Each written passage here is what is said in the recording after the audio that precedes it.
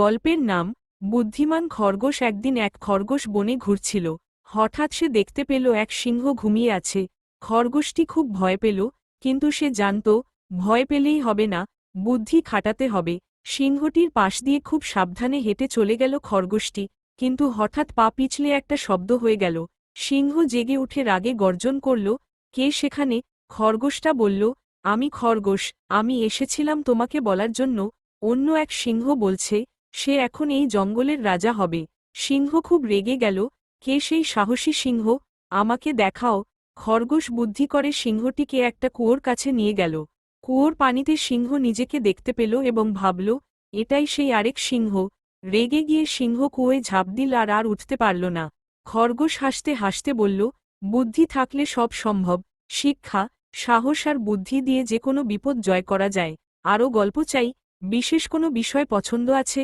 Comment করে জানান।